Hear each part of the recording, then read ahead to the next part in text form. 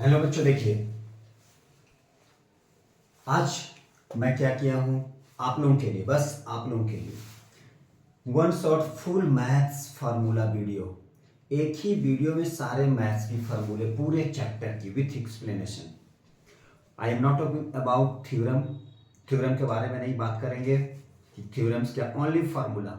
यदि जरूरत पड़े तो जरूर करेंगे, ताकि सारे एक्सप्लेन करेंगे विथ फार्मूला तो वीडियो थोड़ा लॉन्ग हो जाएगा। मैं कोशिश करूंगा 30 या 40 मिनट्स की वीडियो, ताकि सारे जितने भी सारे मैथ्स के फार्मूले के साथ में वीडियो आएगा। तो चलिए बच्चे, इसलिए बोले जरूर देखिए, इसे पूरे क्या हो जाएगा, पूरे चैप्टर्स की कंसेप्ट आपको आ जाएगी। 50% क्वेश्चन तो फार्मूला से ही बनता है। यदि मैथ्स में डर लगता है तो हमारे चैनल पे एक वीडियो डाला हुआ है, मैथ्स में आप कैसे अच्छे स्कोर कर सकते हैं, उसे आप जरूर देखेंगे तो मैथ्स अच्छा हो जाएगा, कभी डर नहीं लगेगा। इसलिए इस वीडियो को आप जरूर देखेंगे, स्किप ना करें, एंड तक देखें, तभी तो कुछ समझ में आएगा। पूरे चैप्टर्स एक साथ।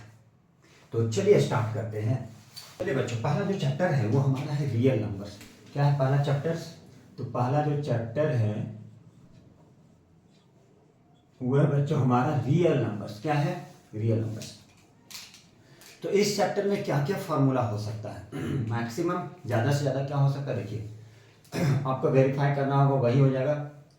डिविडेंड ज्यादा से ज्यादा ये आ सकता है, डिविडेंड ऐसे इसमें ज्यादा फार्मूला है नहीं।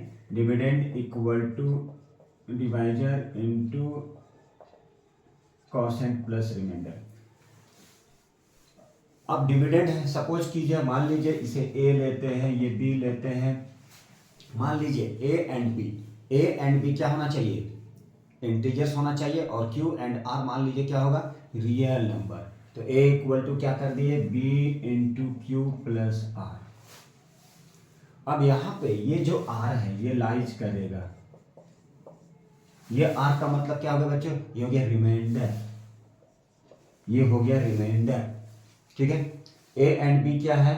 ए एंड बी क्या है? इंटीजर्स। ए एंड बी क्या है? इंटीजर्स।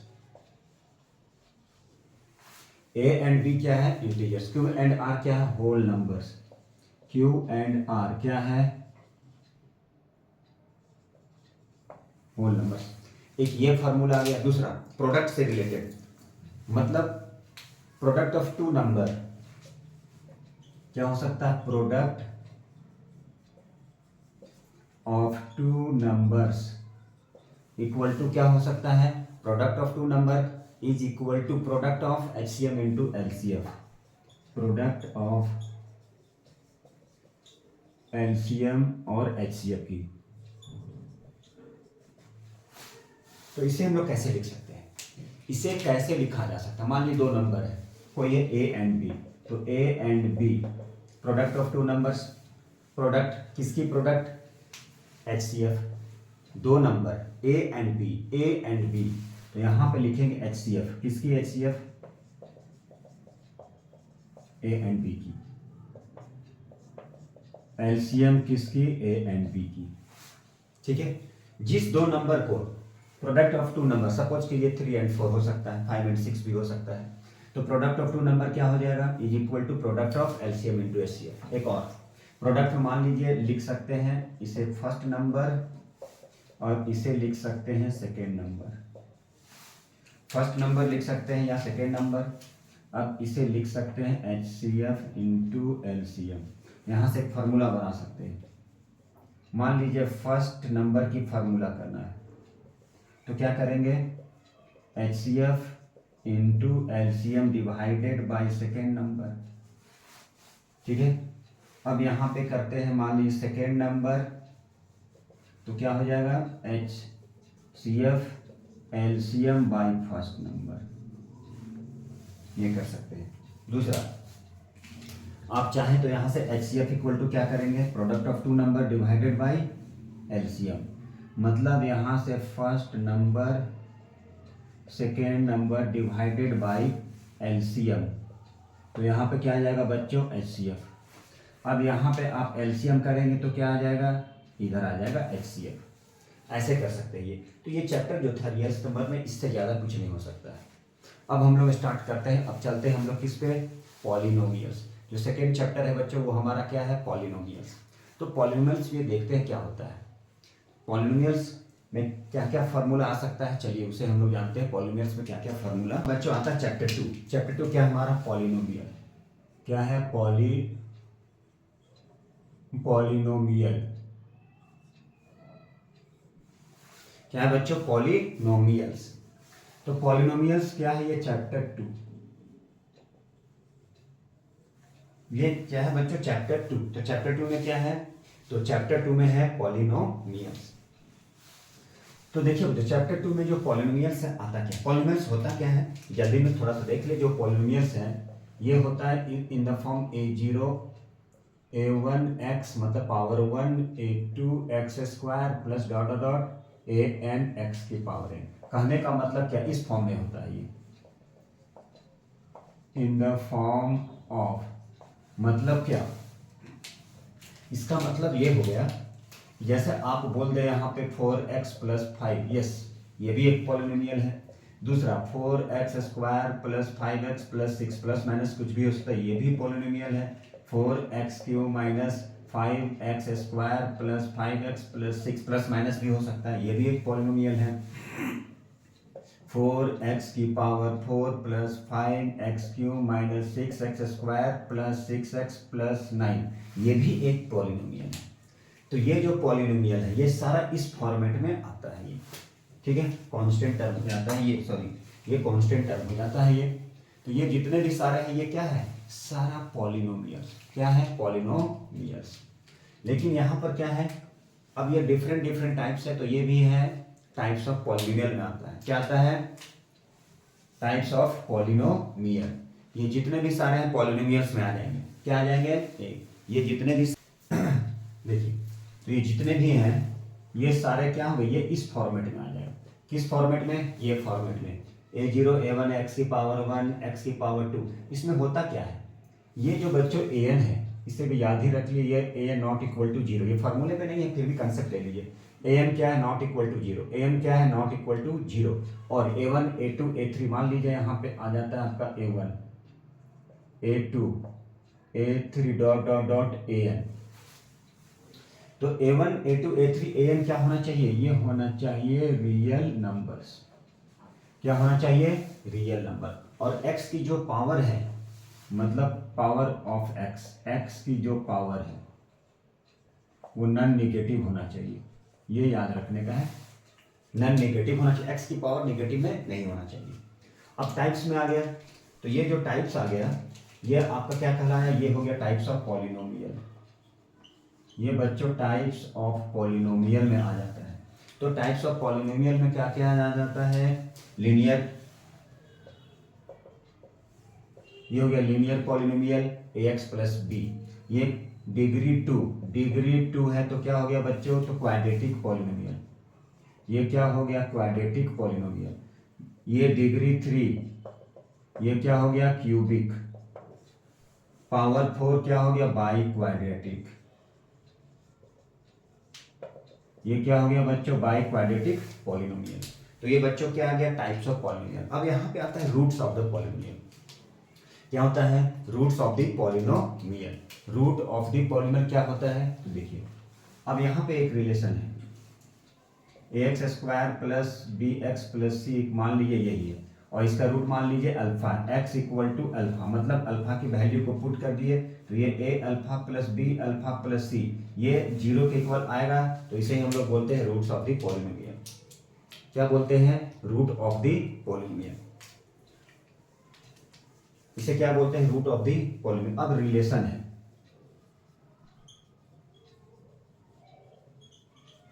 रिलेशन बिटवीन, तो ये हो गया पॉलिनोमियल, उसका टाइप्स हो गया। क्या रिलेशन है, ठीक है, रिलेशन बिटवीन 0, ठीक है, and relation between 0 and coefficient, किसके बीच में, 0 के बीच में। तो 0 ऑफ द पॉलिनोमियल क्या कहलाता है, रूट जो होता है वही रूट कहलाता है उसका 0 ऑफ द पॉलिनोमियल। अल्फा, ठीक है, अल्फा की वैल्यू पुट किए, मान लीजिए 4x square plus 5x plus 6 है, 4x square plus 5x plus 6, और x की वैल्यू 4 दिया, सभी को वैल्यू को x के इक्वल पुट कर दी और कट के 0 आ गया, तो उसे बोलते हैं 0 ऑफ द पॉलिनोमियल। वही रूट ऑफ द पॉलिनोमियल जो है यदि उसकी वैल्यू को पुट करेंगे और कट के जीरो आ जाएगा, वही कहलाता है जीरो ऑफ द पॉलिनोमियल। अब हम लोग को रिलेशन बनाना है, तो रिलेशन किसके बीच में, zero and coefficient, relation between zero ZERO zero and coefficient.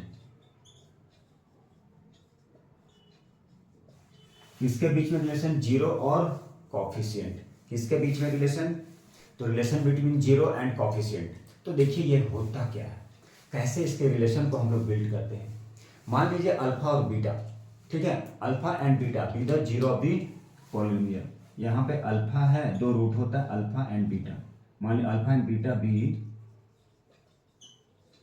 The zero of the polynomial. Alpha and beta क्या है, तो alpha and beta be the zero of the polynomial. तो अल्फा और बीटा यदि जीरो ऑफ द पॉलिनोमियल है तो हम लोग क्या लिखते हैं, देखिए इसको थोड़ा सा हम लोग यहाँ पे लिखते हैं, मतलब यहाँ पे लिखा जाए क्या लिखते हैं, अल्फा एंड बीटा मान लीजिए जीरो है, जीरो ऑफ द पॉलिनोमियल, तो कैसे लिखा जा सकता है,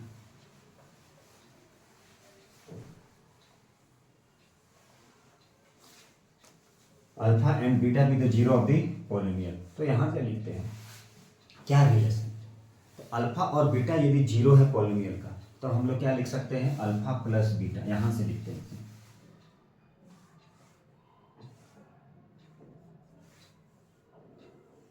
यहाँ पे alpha plus beta, alpha plus beta को बोलते हैं सम ऑफ द रूट। चलिए यहां से लिखते हैं, रिलेशन है, मान लीजिए यहाँ पे ax² plus bx plus c equal to zero, ठीक है। अब इसका क्या है, अल्फा एंड बीटा दो रूट है, alpha and beta, alpha and beta be the roots.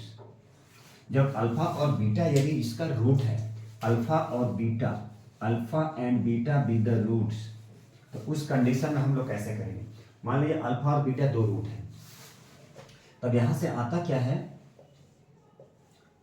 Alpha plus beta, क्या बच्चों, अल्फा प्लस बीटा, जिसे बोलते हैं सम ऑफ द रूट। क्या बोलते हैं, यहां पे लिखते हैं अल्फा प्लस बीटा को बोलते हैं सम ऑफ द रूट। क्या होता है, माइनस बी बाई ए। अब यहां पे देखिए माइनस बी बाई ए, तो बी को क्या बोले, कॉफिशिएंट ऑफ किसकी, एक्स की, तो यहां पे लिखते हैं इसको क्या बोलते हैं, माइनस कॉफिशिएंट ऑफ एक्स, और ए क्या है, x² की coefficient, coefficient of x²। Alpha plus beta को सम ऑफ द रूट, अब अल्फा इंटू बीटा, इसे बोलते हैं product of the root, product of the root. तो ये होता है बच्चों c बाई ए, क्या होता है, c बाई ए,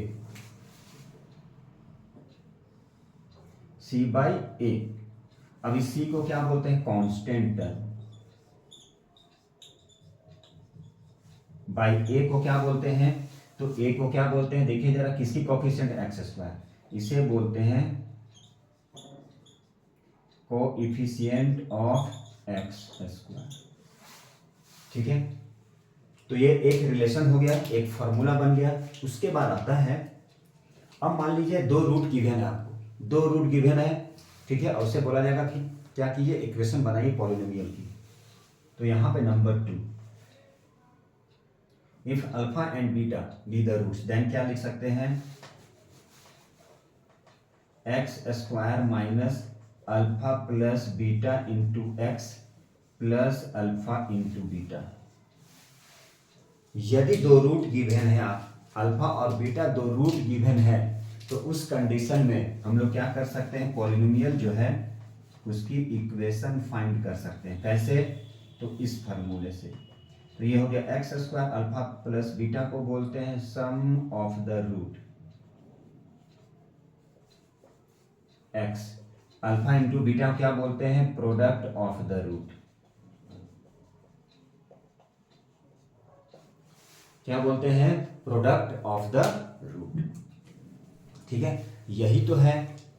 अब इसके बाद ये तो चैप्टर 2 का था सारा, sum of the root, product of root कितना होता है, 2 होता है, अल्फा एंड बीटा होता है, रूट क्या होता है।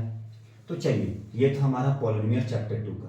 अब चलते हैं हम लोग चैप्टर 3 साइमल्टेनियस लीनियर इक्वेशन। तो साइमल्टेनियस लीनियर इक्वेशन में ऐसा कुछ है नहीं फार्मूला। अब साइमल्टेनियस लीनियर इक्वेशन मतलब एक साथ दो इक्वेशन आएगा, जैसे मान लीजिए a1x + b1y + c1 = 0, a2x + b2y + c2 = 0। अब ये साइमल्टेनियस लीनियर इक्वेशन को सॉल्व करना है, कैसे सॉल्व करेंगे, तो इसको हम लोग ग्राफिकल मेथड, सब्स्टिट्यूशन मेथड, ठीक है, उसके बाद elimination method, by cross multiplication method, इतने सारे मेथड हैं। तो बाय क्रॉस मल्टीप्लिकेशन आता भी नहीं, साइमल्टेनियस लीनियर इक्वेशन है। ग्राफिकल मेथड सॉल्व करना, यदि ग्राफिकल मेथड सॉल्व करना है और दो ग्राफ एक दूसरे को इंटरसेक्ट करता है, उस समय यूनिक सोल्यूशन आता है, जिसको बोलते हैं वन वन सोल्यूशन। दूसरा, यदि ओवरलैप आ जाएगा, ओवरलैप कर जाएगा तो इनफाइनाइटली वैल्यू सोल्यूशन, यदि पैरेलल आ जाएगा तो नो सोल्यूशन होता है। तो चलिए चैप्टर 3, उसके बाद कुछ नहीं है। एलिमिनेशन मेथड तो बहुत ही सिंपल है। तो एलिमिनेशन मेथड में क्या होता है, एलिमिनेट करना पड़ता है। जैसे मान लीजिए यहाँ पे 4x + 5y = 6 है, यहाँ 2x + 3y, वहाँ 4x है, यहाँ 2x है। अब x को एलिमिनेट कराना है तो ये सेकेंड वाला जो इक्वेशन है उसको 2 से मल्टीप्लाई करना पड़ता है। तो इसमें वैसा कोई फार्मूला नहीं है। तो बस इसमें क्या है, चलिए तो नहीं बच्चों, अब चैप्टर 3 की ओर। चैप्टर 3 में क्या है, चैप्टर 3 में सॉल्विंग साइमल्टेनियस लीनियर इक्वेशन। इसमें कोई फार्मूला नहीं है। तो साइमल्टेनियस लीनियर इक्वेशन को हम लोग कैसे सॉल्व करते हैं, इसे ग्राफिकल मेथड होता है, सब्स्टिट्यूशन मेथड होता है, एलिमिनेशन मेथड होता है और क्रॉस मल्टीप्लिकेशन। इसमें क्रॉस मल्टीप्लिकेशन हम लोग को पढ़ना नहीं होता है। तो देखिए जरा, तो ना चैप्टर 3 में क्या है, simultaneous linear equation, simultaneous linear equation. तो ये हमारा क्या है, साइमल्टेनियस लीनियर इक्वेशन। तो simultaneous linear a1x + b1y + c1 = 0, a2x + b2y + c2 = 0। ये होता है हमारा साइमल्टेनियस लीनियर इक्वेशन। अब ये जो लीनियर इक्वेशन होता है इसे हम लोग सॉल्व करते हैं। कैसे सॉल्व करते हैं, तो सॉल्व करने की 4 मेथड होता है। पहला मेथड क्या होता है, सॉल्व करना है इसे, सॉल्विंग, किसे सॉल्विंग करना है, साइमल्टेनियस लीनियर इक्वेशन।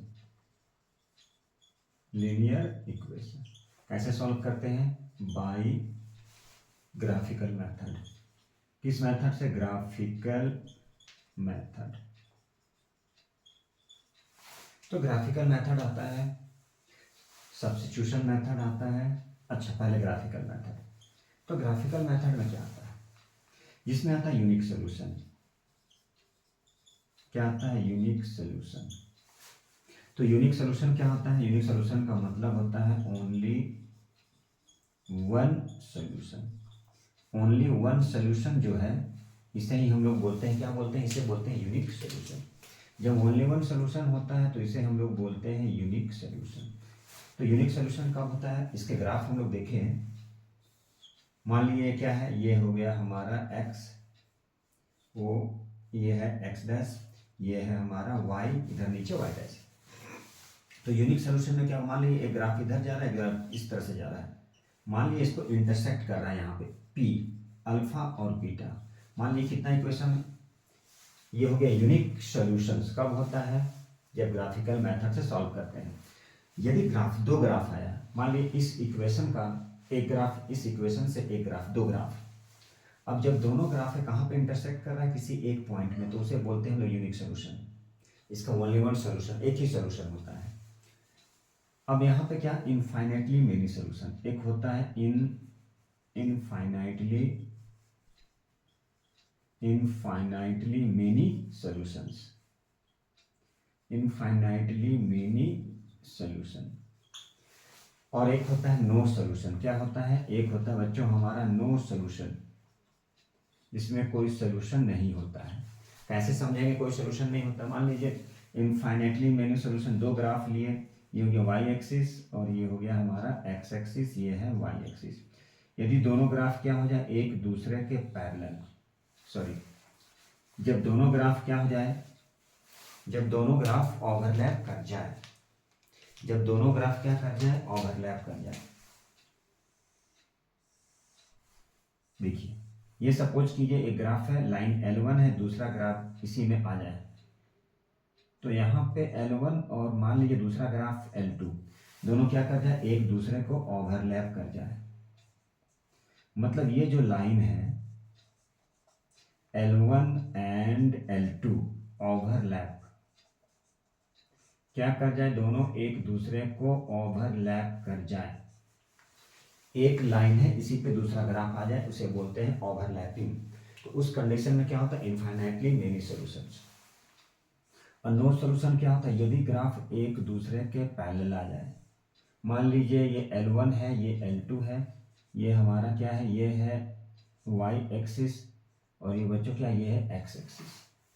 तो ये x एक्सिस, ये y एक्सिस, दोनों क्या कर जाए, ओवरलैप कर जाए, सॉरी एक दूसरे के पैरेलल, क्या आ जाए, दोनों लाइन एक दूसरे के पैरेलल आ जाए, पैरेलल लाइन।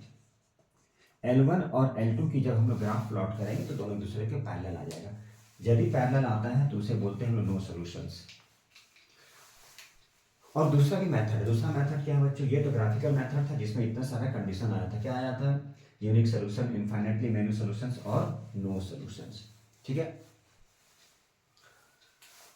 अब नो सॉल्यूशंस में क्या आता है, नो सॉल्यूशंस में ग्राफ क्या आ जाएगा, एक दूसरे के पैरेलल। नो सॉल्यूशंस में ग्राफ क्या आ जाएगा, एक दूसरे के पैरेलल। अब यहाँ पे आता है, एक होता है सब्स्टिट्यूशन मेथड। क्या होता है, सब्स्टिट्यूशन मेथड होता है, एलिमिनेशन मेथड होता है, और क्या होता है, by cross multiplication method, by cross multiplication method. तो ये सब जितने सारे मेथड ये चैप्टर 3 के थे, इसमें और कोई एक्स्ट्रा फार्मूला नहीं है। अब आता है हमारा क्वाड्रेटिक इक्वेशन, चैप्टर 4। ये आ गया हमारा चैप्टर 4। तो चैप्टर 4 में क्या है, क्वाड्रेटिक, ये हो गया बच्चों क्वाड्रेटिक इक्वेशन। क्या आ गया बच्चों, क्वाड्रेटिक इक्वेशन। क्या आ गया, क्वाड्रेटिक इक्वेशन। ये हो गया क्वाड्रेटिक इक्वेशन। तो चैप्टर 4 में क्या आ गया, चैप्टर 4 में क्वाड्रेटिक इक्वेशन। तो क्वाड्रेटिक इक्वेशन होता क्या है, क्वाड्रेटिक इक्वेशन क्या होता है, in the form of ax² plus bx plus c equal to 0। मतलब क्वाड्रेटिक का मतलब जिसकी मैक्सिमम पावर डिग्री 2 होना चाहिए, और ए बी सी क्या होना चाहिए, ए बी एंड सी क्या होना चाहिए, R real number. A B C क्या होना चाहिए, रियल नंबर, और ए क्या होना चाहिए, ए नॉट इक्वल टू 0। क्या होना चाहिए, ए नॉट इक्वल टू 0। तो यही क्या हो गया, क्वाड्रेटिक। जैसे एग्जांपल ले ले इसकी, मान लीजिए यहाँ पे लिख दे, इन द फॉर्म ऑफ, किस फॉर्म में होगा ये, तो ये इस फॉर्मेट में होगा, ax² plus bx plus c, मतलब डिग्री 2, डिग्री कितना हो जाए, पावर 2 हो जाए। कुछ भी ले सकते हैं, एग्जांपल में यदि लेना चाहेंगे 4x² प्लस 5x प्लस 6, ये क्वाड्रेटिक इक्वेशन हो गया, चूंकि इसकी डिग्री क्या है, मैक्सिमम जो वैल्यू है वेरिएबल की वो क्या है, 2। इसे बोलते हैं क्वाड्रेटिक इक्वेशन। अब क्वाड्रेटिक इक्वेशन में इसमें क्या है, इसकी रूट होता है, कितने रूट होता है, 2 रूट होता है, अल्फा और बीटा। कितने रूट होता है, 2 रूट होता है, अल्फा और बीटा। इसका जो रूट हो गया, कितना रूट होता है, 2 रूट होता है, एक अल्फा होता है और दूसरा बीटा, एक अल्फा और दूसरा बीटा। मान लीजिए यहाँ पे A alpha plus B alpha plus C equal to 0। इससे हम लोग अल्फा क्या है, अल्फा, ठीक है, alpha be the root of the equation. यहाँ पे जो अल्फा है, अल्फा में 2 रूट होता है, अल्फा यदि रूट है इस क्वाड्रेटिक इक्वेशन का, देन क्या लिख सकते हैं, alpha plus B alpha plus C equal to 0। ठीक है, तो ये क्या कहलाया, अल्फा क्या कहलाया, अल्फा कहलाया root of the quadratic equation. क्या कहलाया, अल्फा कहलाया root of the quadratic equation. अब यहाँ पे सॉल्व, ये सेटिस्फाई कर लेगा। अब वही रूट क्या कहलाता है, 0। जब पॉलिनोमियल में चलेंगे तो वही कहलाता है 0 ऑफ द पॉलिनोमियल। अब सॉल्व करना है, क्वाड्रेटिक को कैसे करना है, सॉल्व करना है, solving the quadratic equation,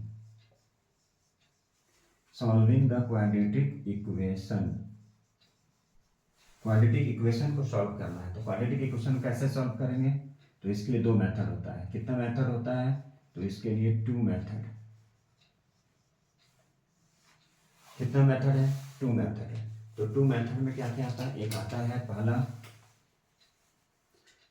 factorisation, ये आता है फैक्टराइजेशन मेथड, और दूसरा आता है श्रीधाचार्य मेथड। श्रीधाचार्य मेथड जिसको बोलते हैं फॉर्मूला मेथड, जिसको बोलते हैं श्रीधाचार्य। कौन सा, श्रीधाचार्य मेथड। तो फैक्टराइजेशन मेथड और फार्मूला मेथड, दो मेथड आता है। तो फैक्टराइजेशन में क्या करते हैं हम लोग, फैक्टर करके क्या करते हैं, मतलब रूट को फाइंड किया जाता है। 2 मेथड फॉर फाइंडिंग, देखिए सॉल्विंग द क्वाड्रेटिक इक्वेशन, कहने का मतलब to find the root, to find the root. Generally हम लोग क्या फाइंड करते हैं, रूट फाइंड करते हैं, to find the roots of the quadratic equation. Quadratic जो इक्वेशन है उसकी हम लोग क्या फाइंड करते हैं, रूट फाइंड करते हैं। कैसे, एक फैक्टराइजेशन मेथड होता है, दूसरा फार्मूला मेथड होता है, इसका दूसरा नाम होता है श्रीधाचार्य मेथड। अब फैक्टराइजेशन में आप क्लास 8 से पढ़ते आ रहे हैं, क्लास 9th में पढ़े होंगे, ठीक है। तो ये जो फैक्टराइजेशन मेथड है उससे हम लोग क्या करते हैं, रूट फाइंड करते हैं, किसकी, क्वाड्रेटिक इक्वेशन की। दूसरा फार्मूला मेथड होता है। तो फार्मूला मेथड हम लोग देखते हैं, ये तो फैक्टराइजेशन मेथड होता है, फैक्टर निकालना पड़ता है, जैसे मिडिल टर्म स्प्लिट करना होता है, आइडेंटिटीज अप्लाई करना होता है, या कॉमन लेके करना होता है। तो ये सारा फैक्टराइजेशन का रूल है, जिससे हम लोग एक्स की वैल्यू फाइंड करते हैं, मतलब रूट फाइंड करते हैं, जैसे 2 रूट आता है। चलिए अब यदि किन्हीं को इसमें प्रॉब्लम है, यदि डिटेल जानना चाहते हैं, तो वो हमारे क्वाड्रेटिक इक्वेशन टॉपिक जो है, जो चैप्टर है, वो हमारे चैनल पे जाके आप देख सकते हैं। अब फैक्टराइजेशन मेथड है और दूसरा क्या, फार्मूला। तो फार्मूला मेथड क्या होता है, चलिए इसे देखते हैं हम लोग। फार्मूला देखिए, अब है क्वाड्रेटिक इक्वेशन को सॉल्व करना है। ax² plus bx plus c equal to 0, यही है क्वाड्रेटिक इक्वेशन। और जो क्वाड्रेटिक इक्वेशन है इसको सॉल्व करने का पहला मेथड था फैक्टराइजेशन मेथड था, दूसरा फार्मूला मेथड है। दूसरा क्या है, फॉर्मूला मेथड। इस फार्मूले मेथड से क्वाड्रेटिक इक्वेशन को हम लोग कैसे फाइंड करते हैं, तो फार्मूले मेथड से क्वाड्रेटिक इक्वेशन को हम लोग फाइंड करेंगे। तो इसके लिए दूसरा नाम है श्रीधाचार्य मेथड। क्या होता है, मान लीजिए यही है, तो सबसे पहले हम लोग क्या करते हैं, डी फाइंड करते हैं। डी को बोला जाता है डिस्क्रिमिनेंट। तो डिस्क्रिमिनेंट क्या होता है, ये होता है b² माइनस 4ac, ये हो गया हमारा डी। तो सबसे पहले क्या करते हैं, डी फाइंड कर। डी क्या होता है, b² माइनस 4ac। अब b क्या है बच्चों, तो b है कॉफिशिएंट ऑफ x, a क्या है कॉफिशिएंट ऑफ x², और c क्या है constant. a b c real होता है, real number. a b c क्या होता है, रियल नंबर। c कांस्टेंट बोला जाता है, x की कॉफिशिएंट b होता है, x² की कॉफिशिएंट a होता है। तो d निकालिए। उसके बाद अल्फा इक्वल टू क्या होता है, माइनस बी, शॉर्ट कर रहे हैं, ऐसे आप कर सकते हैं plus b² minus 4ac by 2 into A. अब ये b² माइनस 4ac क्या लिखेंगे, d, तो शॉर्ट हो गया minus b plus under root d by 2 into A, ये गया alpha.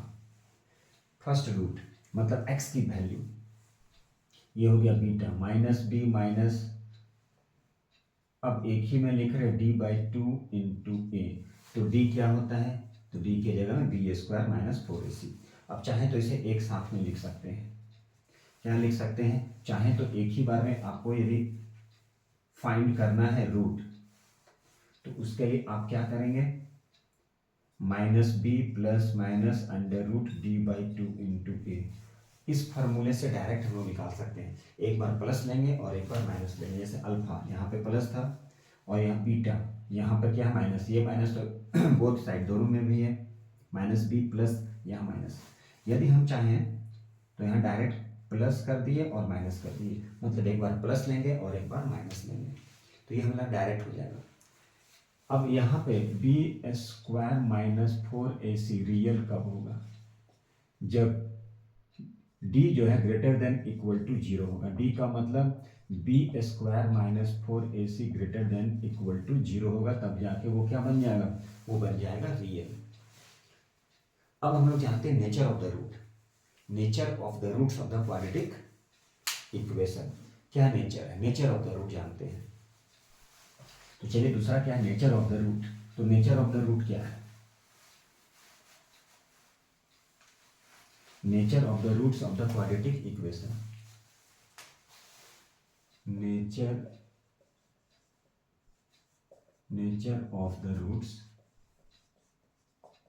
Of quadratic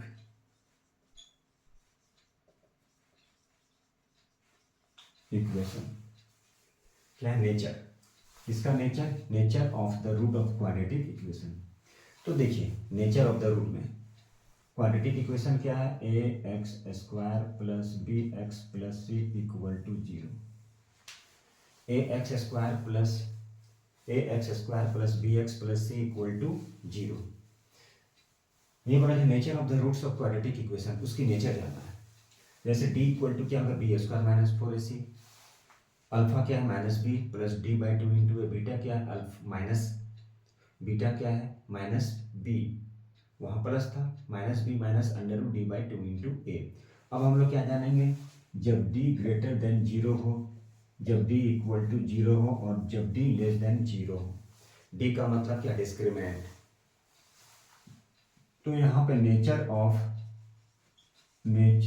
the root, nature of the roots और रूट्स। अब यहाँ नेचर ऑफ द रूट, जब डी ग्रेटर होगा 0 से तो क्या होगा? Real and unequal. क्या हो जाएगा? रियल और अनइक्वल। रियल और अनइक्वल, ये क्या है? Real and unequal.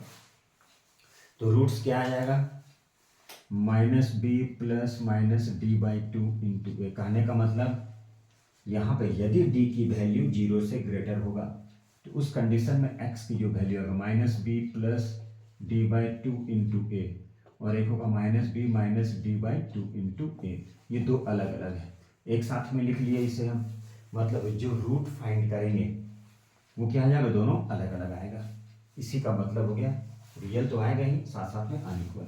जब ये इक्वल हो जाएगा तो ये हो जाएगा रियल एंड इक्वल। क्या आ जाएगा? रियल और इक्वल। अब इसका रूट फाइंड करना है तो रूट क्या आ जाएगा? Minus b by 2 a. हर कंडीशन अल्फा का भी आ जाएगा माइनस बी बाई 2 इंटू ए, और बीटा का भी क्या आ जाएगा? कहने का मतलब दोनों आ जाएगा वैल्यू।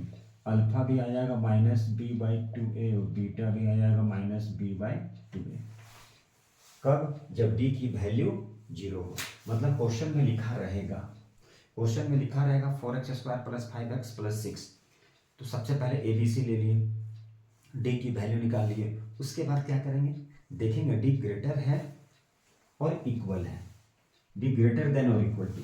जब डी ग्रेटर होगा तो रियल और अनइक्वल होगा, उसकी वैल्यू फिर फार्मूले से निकाल लेंगे। इक्वल होगा तो रियल, डी की वैल्यू 0 के इक्वल तो रियल और इक्वल है। अब यहाँ से एक बार अल्फा निकालेंगे और एक बार बीटा निकालेंगे।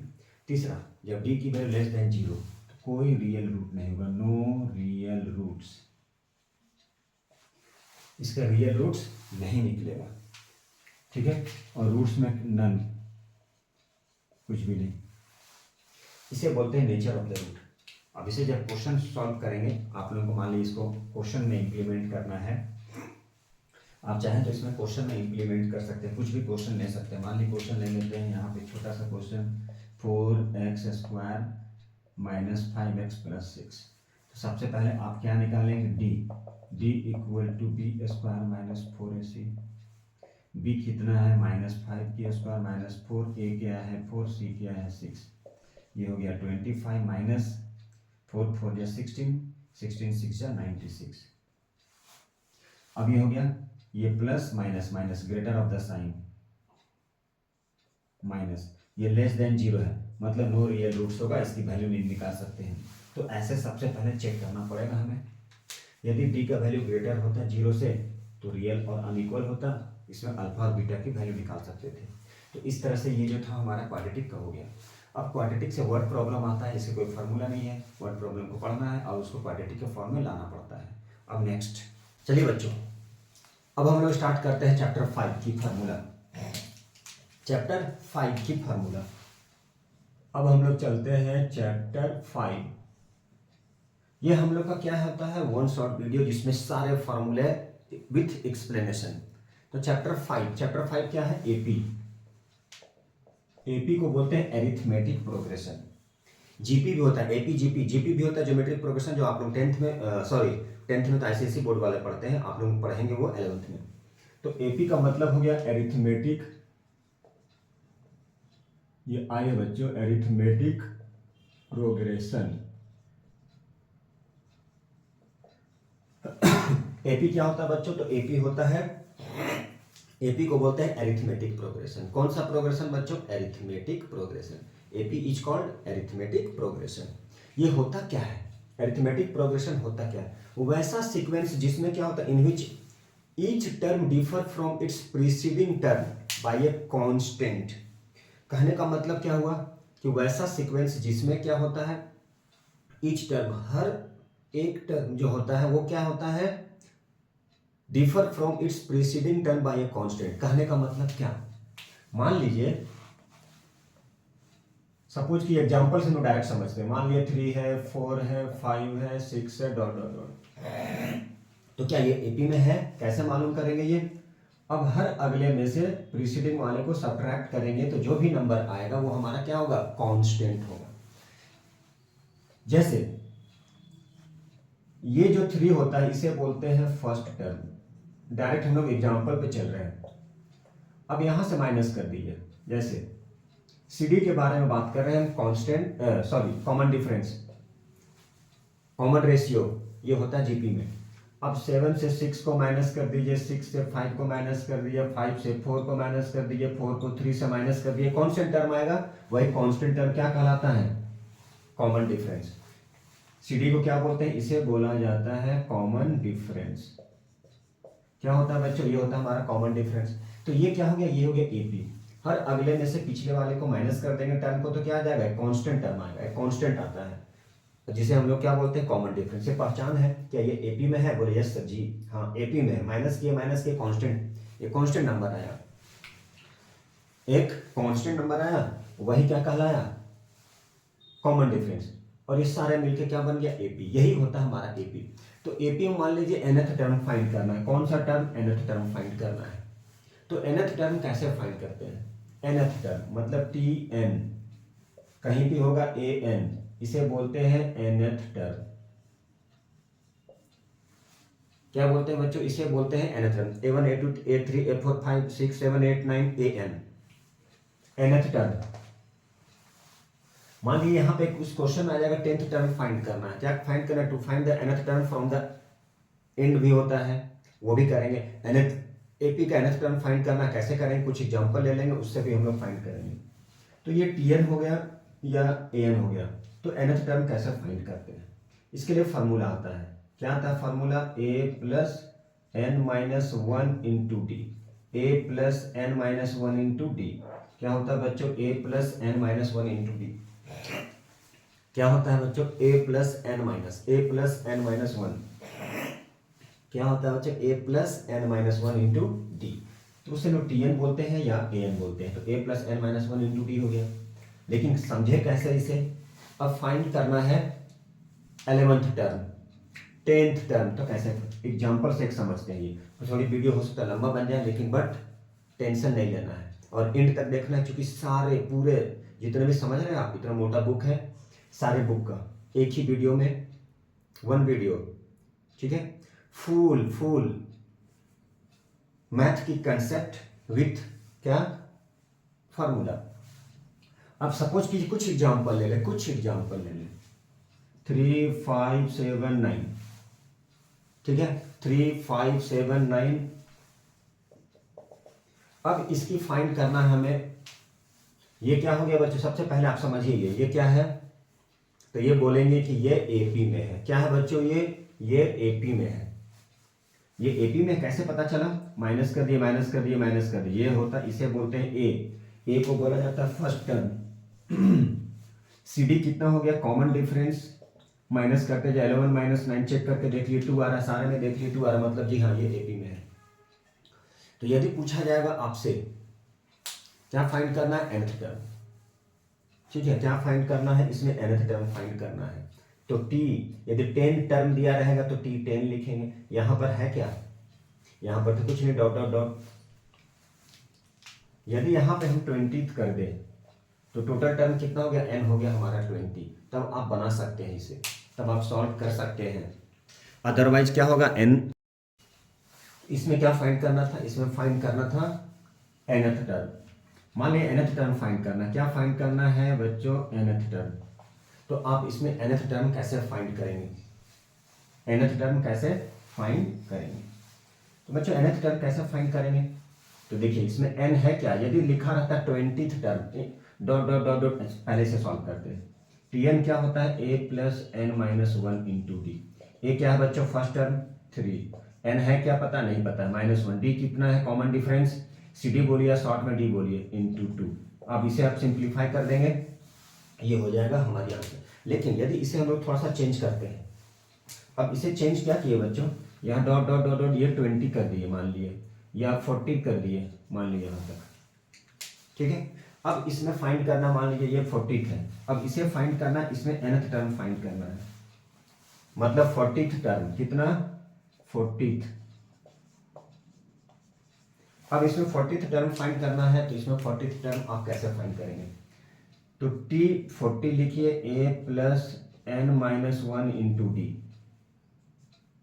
a plus N minus, a कितना है 3, n कितना हो गया 40, माइनस वन इंटू डी कितना है 2। अब इसे सॉल्व कर लीजिए, ये हो गया हमारा nth टर्म, मतलब 40th टर्म फाइंड कर लिए।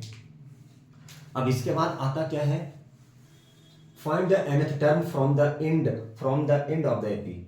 अब nth टर्म फाइंड करना है, लेकिन कब, from the end of the AP. चलिए इसे देखते हैं, इसे कैसे फाइंड करते हैं, nth term from the end of the AP. चलिए अब हम लोग क्या फाइंड करेंगे, nth टर्म, क्या फाइंड करना है, nth term, nth term from the end of the AP. क्या फाइंड करेंगे, nth टर्म, कौन सा टर्म, nth टर्म, कहां से, लास्ट से। तो उसके लिए क्या होता है बच्चों, एक फार्मूला आता है, पूरा डिटेल पे नहीं जा रहे, कंसेप्ट पे नहीं जा रहे, डेरिवेशन पे नहीं जा रहे, L minus n minus one into d. क्या होता है बच्चों, L minus n minus one into d. अब मान लीजिए L क्या है, ये होता है हमारा लास्ट टर्म, n के बारे में तो पता है nth टर्म, d के बारे में पता है कॉमन डिफरेंस। अब इस क्वेश्चन को सॉल्व करना है, तो इस क्वेश्चन को हम लोग कैसे सॉल्व करते हैं, मान लीजिए लिखा रहेगा फाइंड द 11th टर्म, क्या लिखा रहेगा, find the 11th term, find the 11th term from the end of the AP, find the 11th term from the and. क्या फाइंड करना है बच्चों, फाइंड द 11th टर्म, कौन सा टर्म, 11th टर्म। क्या फाइंड करना है, 11th टर्म फाइंड करना है, कैसे फाइंड करना है, from the end of the AP, find the 11th term from the end of the AP. कैसे फाइंड करेंगे, इसके लिए एक formula L minus n minus one into d. अब यहाँ पे देखिए, मान लीजिए कुछ क्वेश्चन ले लेते हैं हम लोग, क्या ले लेते हैं, क्वेश्चन ले लेते हैं, 10 ले लिए, क्या ले लिए 10 7 4 डॉट डॉट डॉट, मान लीजिए -62 है, क्या है बच्चों, -62। अब इसमें क्या फाइंड करना है, 11th term from the end of the AP, and of the AP. कैसे फाइंड करेंगे, तो सबसे पहले आप इसे क्या करते हैं, ये जो L है, सपोज कीजिए यहाँ पे, चलिए ये L कितना हो गया, -62, ये क्या है हमारा, ये लास्ट टर्म है। A कितना है बच्चों, यहाँ पे ये हमारा A होता है, तो A है 10, D कितना है, इसे CD बोलते हैं, कॉमन डिफरेंस बोलते हैं, -4 से माइनस किए से 7 तो कितना आ गया, 4 माइनस 7 कितना हो गया, -3। अब डायरेक्ट फार्मूले पे सेट करेंगे, क्या लिखेंगे, 11th term from the end of the AP. क्या लिखेंगे, यहाँ पे आंसर करते हैं, 11th term from the end of the AP. 11th term from the end of the AP, कौन सा फार्मूला, इसके लिए L minus n minus one into d. अब L क्या है बच्चों, L हमारा है -62, बाकी तो आप सारा समझदार है, कैलकुलेट कर सकते हैं, -62 माइनस n कितना है, सॉरी L कितना लास्ट टर्म, n कितना है, n कितना है 11th, ये हमारा है nth टर्म, तो ये हो गया 11 -1 इंटू डी। डी कितना है, डी कितना है, डी है -3। अब इसे कैलकुलेट कर लिए, यही था हमारा nth term from the end of the AP के लिए L माइनस ब्रैकेट में n-1 इंटू डी। ठीक है, चलिए अब इसका और आगे चलते हैं हम लोग। Fourth term find, fifth term find करना, जैसे a minus D, a plus D, A. उसके बाद फोर्थ टर्म फाइंड करना a minus 2d, a plus 2d। ठीक है, a minus D, a plus D. चलिए उसे देखते हैं क्या है वो। Arithmetic arithmetic mean between two numbers, arithmetic mean between two numbers. अब यहाँ देखिए arithmetic mean am between two numbers. Arithmetic mean ये क्या है, arithmetic mean, arithmetic mean.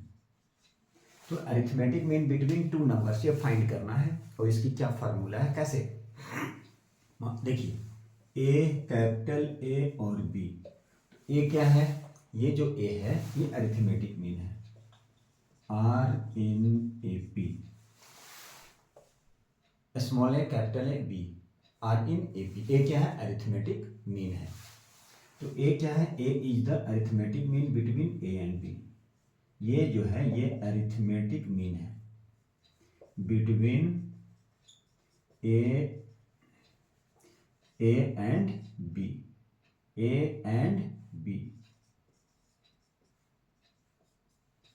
Arithmetic mean between A and B. A क्या है, A is the arithmetic mean between A and B.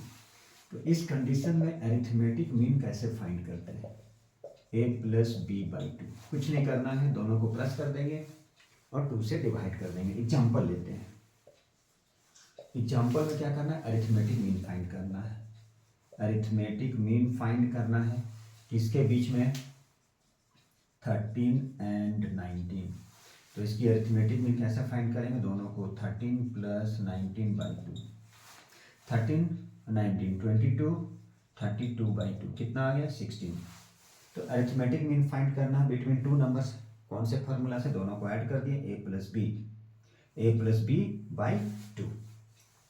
ठीक है, चलिए तो इस तरह से हम लोग अरिथमेटिक मीन फाइंड करते हैं बिटवीन टू नंबर्स। अब कुछ रिजल्ट हैं, इंपॉर्टेंट रिजल्ट्स। तो देखते हैं इंपॉर्टेंट रिजल्ट्स क्या है। ये क्या है, इंपॉर्टेंट रिजल्ट्स। तो इंपॉर्टेंट रिजल्ट्स क्या है, मान लीजिए 3 नंबर्स एपी में है, 3 नंबर्स। यदि 3 नंबर्स एपी में है, ठीक है, 3 numbers are in AP, then क्या लिख सकते हैं, a minus d, A plus d और a। 3 नंबर्स यदि एपी में है तो क्या लिखेंगे, a minus d, A plus d और a। ये आगे चले क्वेश्चन हम लोग करेंगे ये। अब मान लीजिए 4 नंबर्स आर इन एपी। यदि 4 नंबर्स एपी में है, 4 नंबर्स एपी में है, मान लीजिए यहाँ a minus 3, A plus 3d, A minus d, A plus D. ये हो गया। यदि 4 नंबर्स एपी में होगा तो ऐसे लिखा जाता है। यदि 5 नंबर है, 5 नंबर्स आर इन एपी। यदि 5 नंबर्स एपी में है तो कैसे लिखेंगे, a minus 2d, A plus D, ठीक है, a plus 2d, A minus d, A plus d और एक a। कितना नंबर्स हो गया, 1 2 3 4 5। ठीक है, कितना नंबर्स हो गया, 5 numbers are in AP. 5 numbers यदि एपी में है तो कैसे लिखेंगे, a minus d, A plus D, a minus d, A plus d और a। इस तरह से हम लोग क्या करते हैं, 5 नंबर्स फाइंड करते हैं। यदि 5 नंबर्स एपी में है तो उसका क्या टर्म है, ये कुछ important, a minus d, A plus D, a minus d, A plus D, a। अब ये कैसे सॉल्व होता है, ये कैसे सॉल्व होता है, ये भी क्वेश्चन हम लोग देखेंगे। यहाँ पर क्या है, 3 numbers are in AP, 4 numbers are in AP, 5 numbers are in AP. चलिए इसे भी देखते हैं, इससे कुछ क्वेश्चन लेते हैं हम लोग कि 3 नंबर्स एपी में है, 4 नंबर्स 5 नंबर्स में है, तो कैसे सॉल्व करते हैं। अब देखिए फाइंड करना है, नेक्स्ट क्या है, to find the sum of first and terms of the AP. क्या फाइंड करना है, to find to find the sum of first n terms of the AP. To find the sum of first n terms of the AP. हम लोग क्या find करना है? सम find करना है। किसका फाइंड करना है? AP का। कैसे फाइंड करते हैं? तो सम ऑफ फर्स्ट एन टर्म, तो इसे हम लोग एस एन लिखते हैं। ये होता है n/2 2a plus n-1 into D. ये होता है सम। किसका sum? Find the sum of क्या? First n term. Find the sum of first n term of the AP. तो कैसे लिखेंगे? S n equal to n/2 2a plus n-1 into d. और एक फार्मूला होता है, और एस एन होता है n/2 a प्लस n। क्या होता है? S n equal to n/2 a plus n। S n equal to हो गया n/2 a plus l, n/2 a plus l, n/2 a plus l। यहां पर l क्या है? ये है लास्ट टर्म। l क्या हुआ? तो ये जो l है वो क्या है? लास्ट टर्म है, nth टर्म है। लास्ट टर्म, nth टर्म, ये है nth टर्म। हम चाहें तो इसे nth टर्म में क्या कर सकते हैं? इसे चाहें तो ये डिराइव कर सकते हैं, a plus n-1 into D. A plus A मिलकर 2a हो जाएगा और ये बन जाएगा n-1 इंटू डी। ये एक फार्मूला होता है। l क्या लास्ट टर्म है, n क्या nth टर्म है, और a को बोला जाता है फर्स्ट टर्म। तो ये सम ऑफ nth टर्म फाइंड करने की ये दो फार्मूला है। सम ऑफ nth टर्म फाइंड करने का क्या है? ये दो फार्मूला है। मान लीजिए कोई एक सिंपल सा क्वेश्चन लेते हैं। फाइंड, क्वेश्चन में लिखा रहेगा फाइंड द सम ऑफ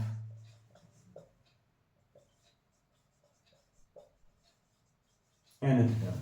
क्या रहेगा? फाइंड करना, फाइंड द सम ऑफ क्या फाइंड करना है? Find the sum of first n terms of the AP 5 8 11 14 dot dot dot. क्या फाइंड करना है? इसमें फाइंड करना है सम फाइंड करना है। किसका सम फाइंड करना है? Find the sum of first n terms of the AP। और ये क्या दिया गया? AP दिया गया है। तो इसमें कौन सी फार्मूला? Sn। क्या हो जाएगा? n/2 2a plus n-1 into d. अब n कितना है? nth term. n कितना है? तो बोला जाए find the sum of, find the sum of. क्या फाइंड करना है? सम फाइंड करना है। तो सम फाइंड करना है nth टर्म। कितना हो जाएगा? n/2 2 into a 2a plus n-1 into D.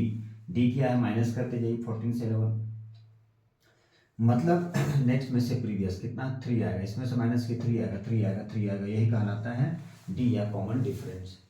यही कहलाता है डी या कॉमन डिफरेंस। तो यहाँ पे लिखा रहेगा n term, first n term, तो n है नहीं पता। यदि यहाँ पे लिखा होता फर्स्ट 24 टर्म, यदि लिखा होता फर्स्ट 24 टर्म, अच्छा चलिए इसे अभी रहने देते हैं। Find the sum of first n term, तो ये जो आंसर आएगा वो किस में आएगा? n के रिस्पेक्ट में। कैसे? तो इसको थोड़ा सा सॉल्व करते हैं हम लोग, देखिए सॉल्व करके। तो ये हम लोग लिख सकते थे n/2 10 प्लस 3n-3। अब इसे सिंप्लीफाई करते तो आता n/2 10 से माइनस किए कितना आ गया? 7। तो 7 प्लस 3n, ये हो गया आंसर। यदि इसी क्वेश्चन को हम लोग थोड़ा सा चेंज कर दें, यहाँ पर लिखा रहेगा find the sum of first 24 term. मान लीजिए यही क्वेश्चन है। अब इस क्वेश्चन में थोड़ा सा चेंजिंग करते हैं। तो चेंजिंग कैसे करते हैं? Find the sum of first n था, n के जगह में लिख दिया 24। कितना टर्म? 24 टर्म। तो क्या हो जाएगा? S24 n/2। यहाँ पे n कितना हो गया? ये हो गया n24। a कितना हो गया? तो a हो गया 5। d कितना हो गया? माइनस करते 14 से माइनस किया 11 को 3, 11 से मतलब d का मतलब कॉमन डिफरेंस। d का मतलब कॉमन डिफरेंस। तो कितना आ गया, n हो गया 24, तो 24/2 n/2 2a, 2 इंटू ए, ये a होता है, प्लस n, 24 माइनस 1, d कितना है 3। अब इसे सिंप्लीफाई कर लेंगे तो ये आ जाएगा sum of 24th term of N A P. तो ये हमारे क्या हो गया, nth टर्म फाइंड करने की दो formula, n/2 2a plus n minus 1 into d, और दूसरा ऐसा equal to n/2 a plus l। अब हम लोग चलते हैं नेक्स्ट जो है चैप्टर, वो कोऑर्डिनेट ज्योमेट्री। अब हम लोग कोऑर्डिनेट ज्योमेट्री में नेक्स्ट क्या है, नेक्स्ट है कोऑर्डिनेट ज्योमेट्री। कोऑर्डिनेट ज्योमेट्री, अब इस कोऑर्डिनेट ज्योमेट्री में देखिए बहुत सारे फार्मूले हैं। तो सबसे पहला आता है distance formula, distance between two points. थोड़े से ज़्यादा डिटेल पे नहीं जा रहे हैं, डेरिवेशन पे नहीं जा रहे हैं। मान लिए 2 पॉइंट्स है, इन दोनों के बीच का डिस्टेंस फाइंड करना है, तो कैसे फाइंड करते हैं हम लोग, डिस्टेंस फार्मूला से।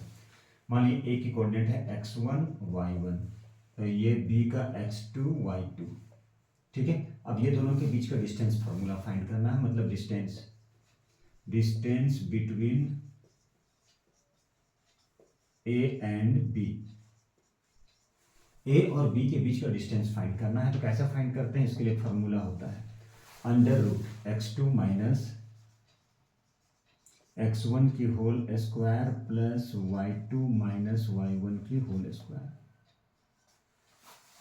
x2 में से x1, y2 में से y1, ये हो गया हमारा डिस्टेंस किसके बीच का, किसी भी दो पॉइंट के बीच का distance, distance between two points, एक a हो गया और दूसरा b हो गया। तो ये डिस्टेंस फाइंड करना था। यदि मान लीजिए डिस्टेंस फाइंड करते हैं, डिस्टेंस ऑफ द पॉइंट, दूसरा distance of the point, distance of the point xy, distance of the point xy from origin. Origin का मतलब 0 0, ठीक है। ओरिजिन से फाइंड करना है, क्या फाइंड करना है, distance of the point xy from the origin से लेकर, मान लीजिए, चलिए इसको थोड़े से हम लोग समझते हैं। मान लीजिए ये है हमारा, क्या है ये है ओरिजिन 0 0। मान लीजिए एक पॉइंट P है, ये x और y है, तो ये हो गया x1 y1 x2 y2। देखिए जरा ध्यान से, इसे x1 ले लिए, ठीक है, इसे x1, ये y1, ये x2 और ये y2। तो डिस्टेंस क्या हो जाता है, मान लीजिए O और ये P है, मान लीजिए OP, तो क्या करेंगे, x1 x2 से x1, x माइनस 0 की होल स्क्वायर, y माइनस 0 की होल स्क्वायर, तो ये हो गया हमारा x square plus y square. यदि ओरिजिन से स्टार्ट करते हैं, यदि ओरिजिन से डिस्टेंस मेजर करना है, तो ये दोनों के बीच का डिस्टेंस डायरेक्ट क्या होगा, जो x की वैल्यू होगा और जो y की वैल्यू होगा, दोनों के स्क्वायर को ऐड करके उसके स्क्वायर रूट फाइंड करते हैं, ठीक है। अब चलिए कुछ प्रॉपर्टीज, यहाँ पे इसके बाद और भी कुछ आता है। तो इसके बाद क्या आता है, तो बच्चों इसके बाद आता है हमारा सेक्शन फार्मूला। इसके बाद क्या आता है, डिस्टेंस फार्मूला हो गया। इसके बाद क्या आ जाएगा, इसके बाद आ जाएगा सेक्शन फार्मूला। तो सेक्शन फार्मूला देखिए होता क्या है, सेक्शन फार्मूला,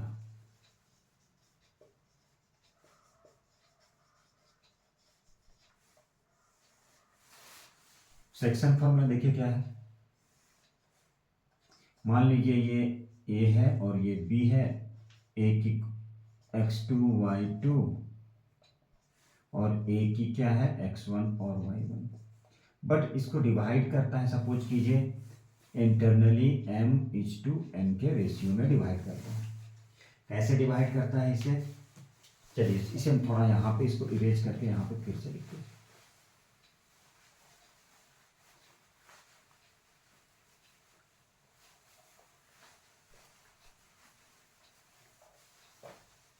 किस कौन से फार्मूले, सेक्शन फार्मूला। चलिए हम लोग पढ़ते हैं सेक्शन फार्मूला। तो सेक्शन फार्मूला है क्या और उसकी कैसे यूज करते हैं, तो ये है सेक्शन फार्मूला। सेक्शन का मतलब है सेक्शन वाइज, मतलब डिवाइड कर देना। मान लीजिए a है, ये b है, b की हो गया x2 y2 कोऑर्डिनेट, ये कॉमा है, a का हो गया x1 y1। और इसे डिवाइड करता है m/n के रेशियो में। और मान लीजिए जिस पॉइंट पर डिवाइड करता है उसकी कोऑर्डिनेट दिया है। तो सेक्शन फार्मूला से ये जो पॉइंट है इसकी कोऑर्डिनेट फाइंड करना, मतलब x ये होता है m(x2) plus n(x1) by m+n, मतलब इसकी कोऑर्डिनेट। इसी तरह से y क्या हो जाएगा, my2 plus ny1 by m+n। देखिए यही है हमारे सेक्शन फार्मूला।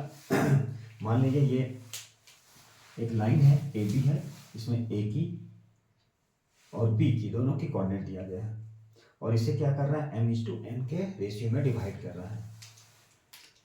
और बोला जा रहा है इस जो पी पॉइंट को डिवाइड कर रहा है उसकी कोऑर्डिनेट x और y है, तो x की वैल्यू क्या होगा, y की वैल्यू क्या होगा। तो इस तरह से क्या करते हैं हम लोग, इसे जब भी फाइंड करेंगे किस फॉर्मूले से फाइंड करते हैं, सेक्शन फार्मूले से फाइंड करते हैं। अब देखिए जरा सेक्शन फार्मूला कैसे अप्लाई करते हैं। ये था हमारा सेक्शन फार्मूला। अब चलते हैं हम लोग क्या है, मीड पॉइंट फार्मूला। दूसरा फार्मूला क्या है, मीड पॉइंट फार्मूला। अब ये मीड पॉइंट फार्मूला क्या होता है बच्चों, मान लीजिए ए है, ये बी पॉइंट है, इसकी x2 y2, चलिए इसकी लिख लीजिए x1 y1। अब इसकी मीड पॉइंट, अब मान लीजिए यही मीड पॉइंट m है, इसकी कोऑर्डिनेट x और y है। तो ये हमें फाइंड करना क्या है, मान लीजिए मीन फाइंड करना, अरिथमेटिक मीन। तो x इक्वल टू क्या हो जाएगा, x1 plus x2/2, y equal to y1 plus y2/2। यही हमारा मीड पॉइंट फार्मूला। बस कुछ नहीं करना, अरिथमेटिक मीन मतलब x की, ये x1 x2/2 y1 y2/2। अब आता है सेंट्रोइड, किसी भी ट्रायंगल के सेंट्रोइड को फाइंड करना है। तो कैसे फाइंड करते हैं, और मान लीजिए वो जो ट्रायंगल है उस ट्रायंगल की तीनों वर्टेक्स की कोऑर्डिनेट पता है। अब हमें करना है सेंट्रोइड, सेंट्रोइड ऑफ ट्रायंगल। क्या है, सेंट्रोइड ऑफ ट्रायंगल। मान लीजिए ए बी सी, ये मान लीजिए ए है, ये बी है और ये सी है। इसकी कोऑर्डिनेट x1 y1, मान लीजिए ये x2 y2 और सी की है x3 y3। अब ये जो है किस रेशियो में डिवाइड करता है, ये है मान लीजिए 2:1, ये डी है। तो इसको डिराइव नहीं कर रहे हम लोग, डिराइव कर सकते थे। सबसे पहले मिड पॉइंट से इसका फाइंड कर लेते, ये तो पता था, फिर क्या डिस्टेंस फार्मूला लगा देते हम लोग, सॉरी सेक्शन फार्मूला लगा सकते थे। बट इसे क्या करना है, डायरेक्ट हम बता रहे सेंट्रोइड मतलब ये जी। कैसे फाइंड करेंगे, x1 plus x2 plus x3, y1 plus y2 plus y3/3। इस तरह से हम लोग क्या फाइंड कर लेंगे, सेंट्रोइड फाइंड कर लेंगे किसी भी ट्रायंगल की।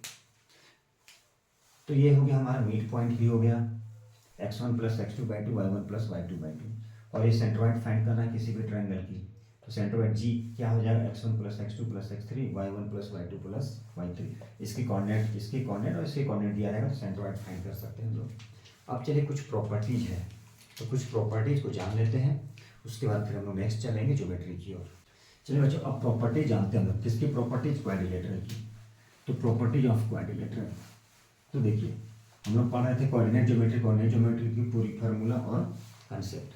अब है प्रॉपर्टीज जानते हैं, किसकी प्रॉपर्टीज, क्वाड्रिलेटरल की property.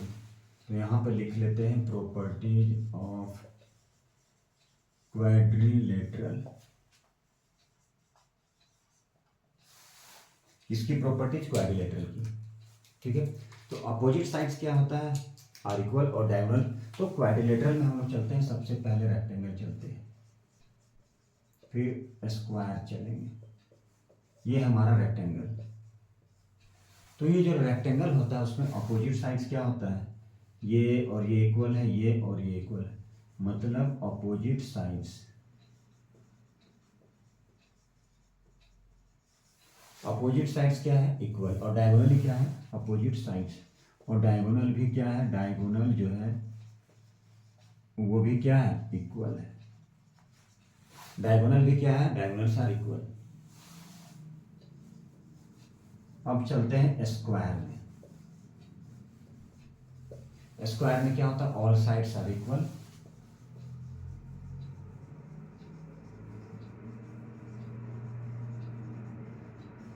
All sides are equal, ठीक है। और डायगोनल क्या होता है, डायगोनल्स भी इक्वल होता है,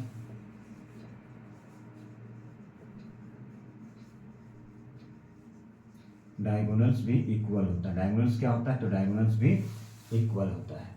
तो ये प्रॉपर्टीज किसकी है, तो ये प्रॉपर्टीज है क्वाड्रिलेटरल की। रोम्बस में क्या होता है, वो क्या करता है, उसके जो डायगोनल होते हैं वो इंटरसेक्ट करता है एक दूसरे को 90 डिग्री पे।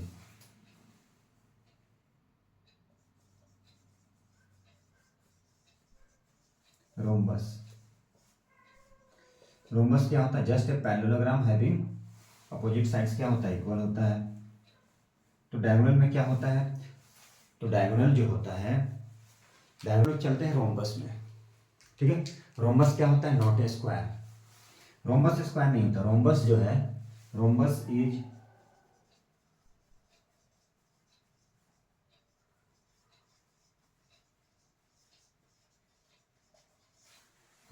Is not a square. Rhombus जो होता है वो स्क्वायर नहीं होता है।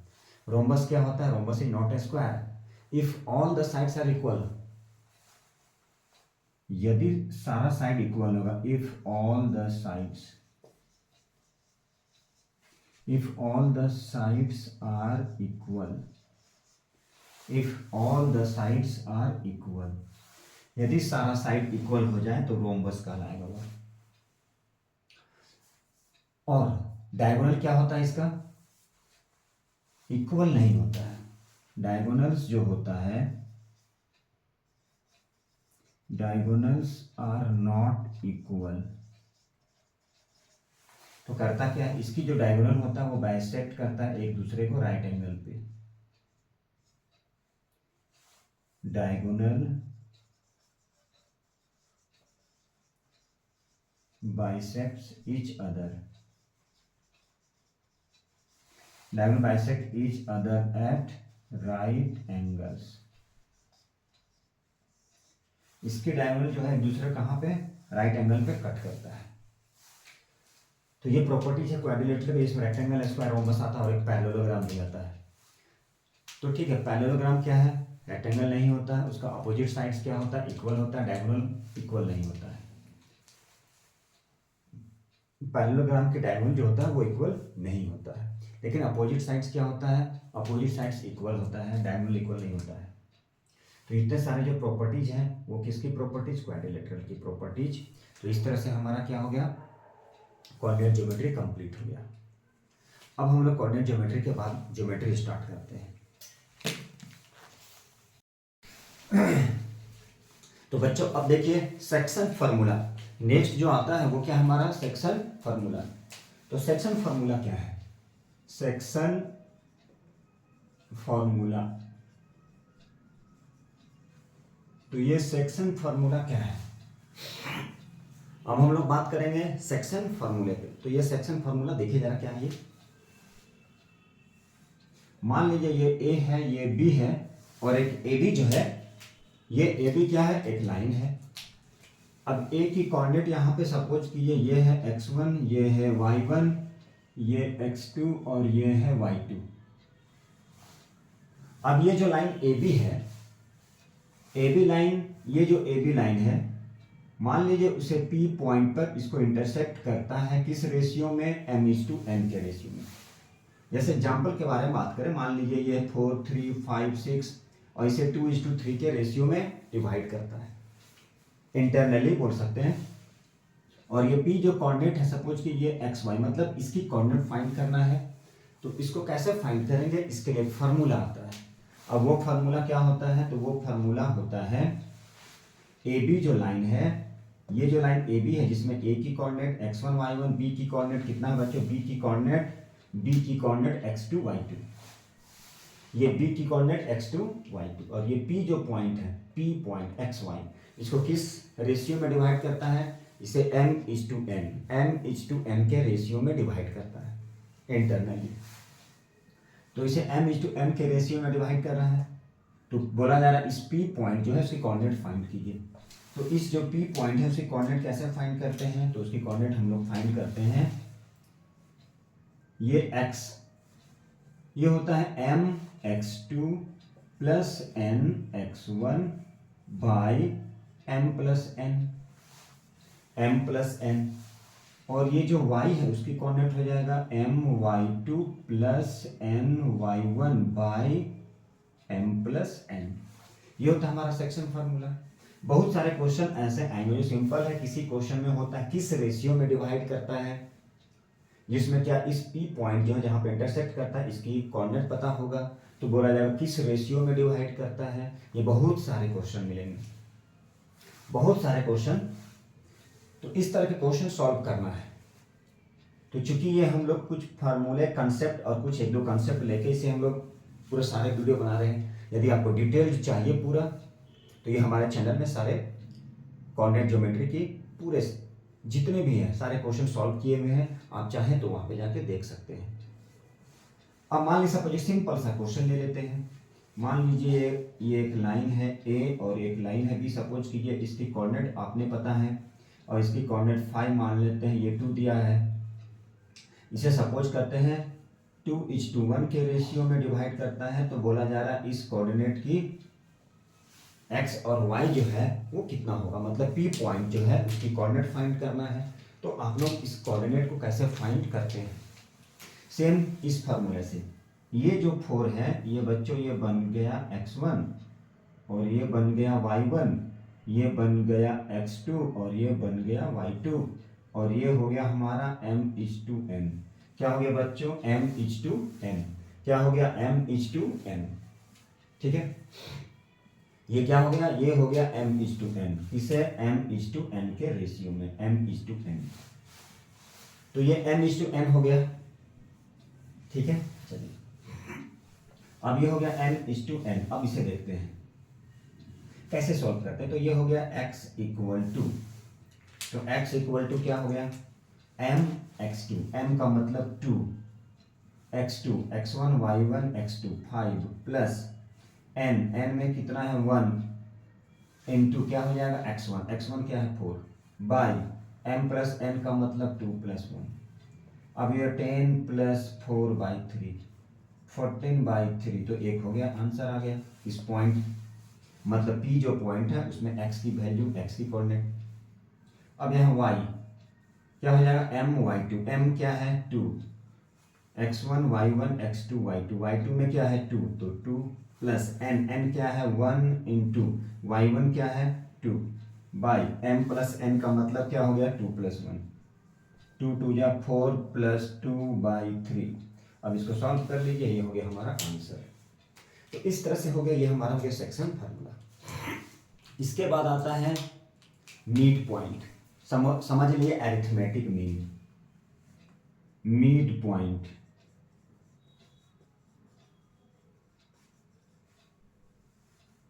हो गया बच्चों मिड पॉइंट फार्मूला। कौन सा फार्मूला, तो ये आ गया हमारा मिड पॉइंट।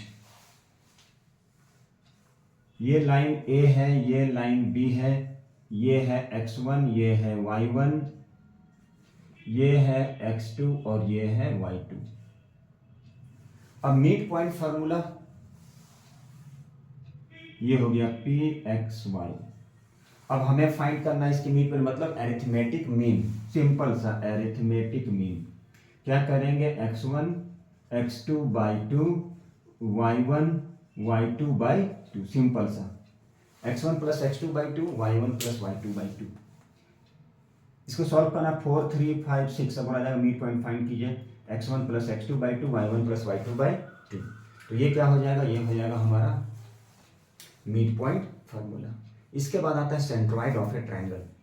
मान लीजिए कोई भी ट्रायंगल है उसकी सेंट्रोइड फाइंड करना है, तो उसे हम लोग कैसे फाइंड करते हैं। तो चलिए देखिए सेंट्रोइड फाइंड करना है।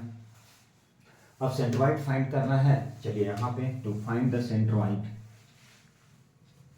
क्या फाइंड करना है, फाइंड द सेंट्रोइड